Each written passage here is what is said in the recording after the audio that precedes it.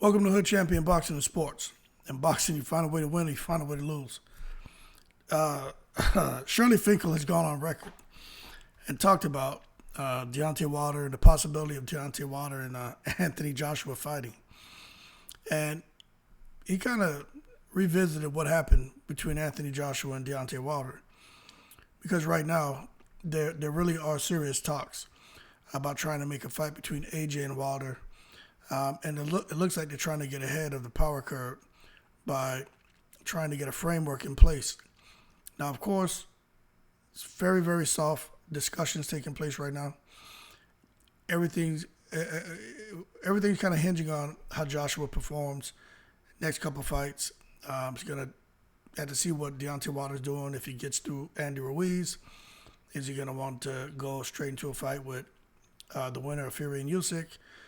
If Fury and Usyk are going to do a rematch, a trilogy. But nonetheless, we know Deontay Wilder and Anthony Joshua, towards the end of this year, that could be the fight to make. Now, for those of you who are saying, AJ doesn't want to fight Deontay Wilder, and those of you who are saying Deontay Wilder doesn't really want to fight AJ, why'd he turn down the money when they initially had the negotiations? Well, I mean, there's finger pointing from both sides. There was supposed to be $50 million on the table. Remember, Anthony Joshua said, "Give me $50 million, I'll get in the ring." So Deontay Wilder and his team, they came up with the $50 million. AJ, Eddie Hearn, didn't really jump at it. So when Deontay Wilder found out, my understanding is, according to Shirley Finkel, is Deontay Wilder was sobbing, and he was so hurt that Anthony Joshua didn't take the fight. And Shirley Finkel said, Deontay Wilder said, "I can't understand. Everything they asked for, I gave it to them. They wanted $50 million, I gave it to them." And he said Deontay Wilder got so upset, he started crying. Now, Deontay Wilder, I'm thinking that Deontay Wilder just got into this emotional crying and hugging and kissing on his team and talking about everybody loving each other, right?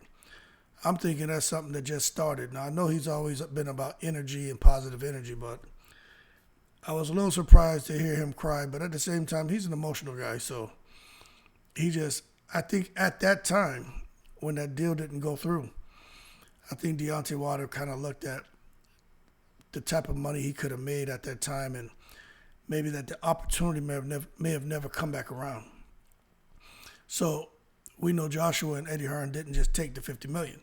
Now, this is where things get a little sticky. Now, I'm giving you like this conversation is like something like really on the top of the surface, right? Like, I'm not getting down to the weeds because this isn't that video. I'm sure that's been discussed. You guys are abreast of it. If not, I can do a video, right? Leave it in the comments. But I'm not going to get into the weeds of it. But what I do know for a fact is Anthony Joshua and Eddie Hearn, because you got Fast Eddie over there. Man got too much damn brain. Deontay Wilder, this is what we propose. Flat fee, $40 million. Rematch, $40 million. 2 fights, $40 million each, $80 million. Take it or leave it type deal. Now, I think Deontay Wilder initially was like, that's a lot of money. Know for a fact, as long as he stays healthy, get into both fights, walk away with $80 million. Finkel got involved. They start saying, okay, look, if Deontay Wilder's going to make $40 million, what's Anthony Joshua going to make? And Eddie Hearn and the DAZN reps, they didn't want to disclose that. So they were basically trying to play, well, you do whatever you can. In negotiations, like my boy MD Mills always says, you get, and chicken talk say, you get what you can negotiate. So they walked away from the table. It's like, shit, this is horrible. If you can give me $40 million, what's AJ going to make? Now, if you guys take it back a few years, right, and we kind of timeline all this, when Deontay Wilder was at his peak and he was undefeated and had that WBC title, and Joshua was at his peak and undefeated with those other titles, hey, I think we don't know this, but I think it's safe to assume that fight, especially if they're going to have that fight over in the Middle East, Anthony Joshua would have got paid probably like 150 million for that fight alone, and Deontay Wilder would have had to settle for a flat $40 million fee. Now we're talking big, like these are huge numbers. So to us, we're like, shit, that's a lot of money, but it's not fair. Now I'm going to tell you something. Now this is a fact. What I'm about to tell you. Now I don't know the name, but I'm sure it's out there. I can pull it right. One of the zone reps was interviewed, I think a year, 2 years down the line, where they had a follow-up conversation about what happened with the negotiation breakdowns between Deontay Wilder and Anthony Joshua. And the zone rep, forget Charlie Finkel, forget Eddie Hearn. The zone rep said, we dropped the ball on that. They didn't treat Deontay Wilder like the champion he was. They didn't give him the respect he deserved, and they fumbled the ball in negotiations. That's because they thought that Deontay Wilder was just some country bumpkin from Alabama who just shouts bomb squad and isn't able to think for himself. Well, you know what? Maybe there's some times, and when it comes to those levels of negotiation, when it gets really, really tricky, and they have all that different legal talk and verbiage in the documents, well, he doesn't need to think through that. He just needs to think enough to call his lawyer, and the lawyer gets paid to do the thinking and to make sure he's getting the best deal. So I thought that was very interesting that the DAZN reps came out and said they didn't treat Deontay Wilder properly, and they dropped the ball. So that deal didn't happen because there was, bad business. And again, Fast Eddie in the middle of everything like always. So going forward, it looks like this could be the year. But at the end of the day, I guess we'll have to wait and see. Wilder, he's got to sort things out and see what he wants to do. But it's 2023. Him and AJ, their careers, they both had their ups and downs. I think Deontay Wilder is probably in a better space. But we're going to have to see what happened with AJ and him hooking up with Derrick James, because I'm going to tell you right now, I like Wilder. I like AJ. Something we need to understand, though, is AJ's 33. Wilder's 37. Power's the last thing to leave a fighter. But Wilder is 37. He's going to be 38. He's a heavyweight. We got to be careful, because AJ could catch Wilder just getting a little old, and he doesn't use a lot of movement in the ring anyway. But those legs could get old, and he could be a sitting duck for AJ's big shots. That's all I'm saying. So the age matters. Joshua does have 27 fights. Deontay Wilder has 46 fights. Joshua has 24 wins. Wilder has 43 wins. Joshua has 3 losses. Wilder has 2 losses. Wilder has a draw. AJ doesn't have a draw. Now, the thing is this, right? We talk about knockouts. Okay. Deontay Wilder has 42. Now, this is where I think it's a little bit funky, right?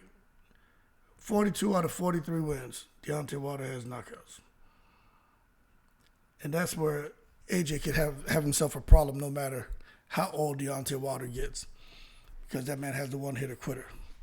Reach-wise, this is what I did not know. I did not know AJ's reach is 82 inches. I had no idea. Deontay Wilder's reach is 83 inches. So what that tells you right there for AJ is he's been fighting stupid.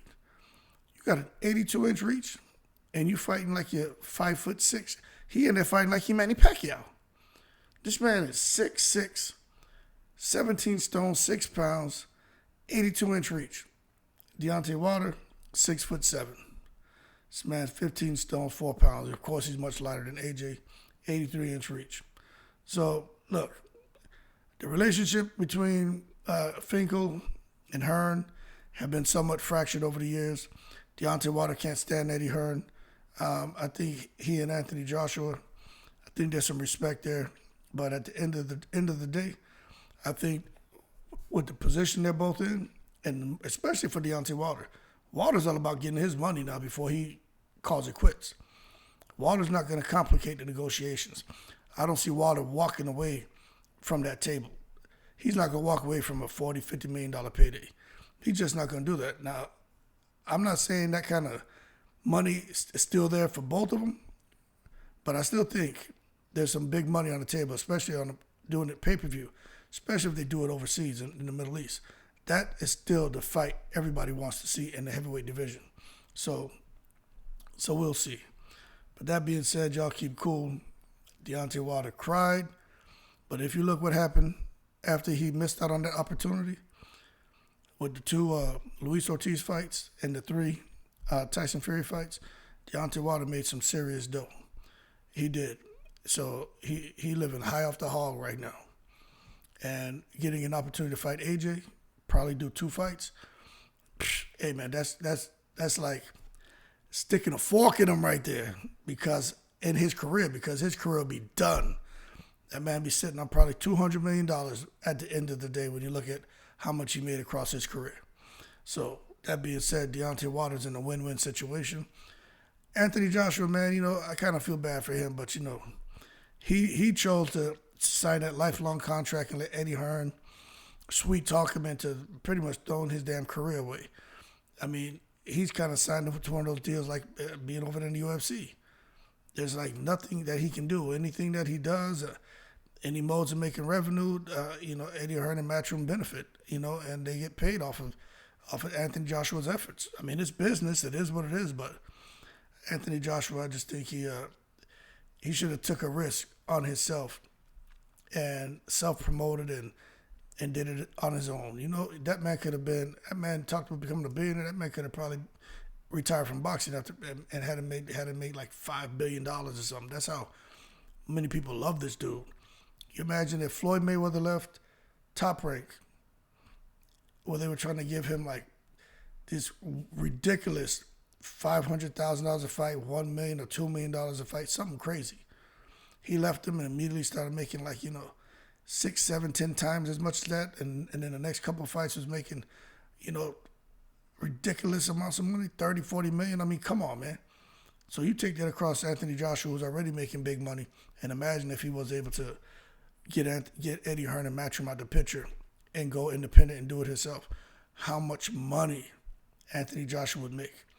I'm sure this man thinks about that. I'm sure, especially now that he's be hanging out over here in the States.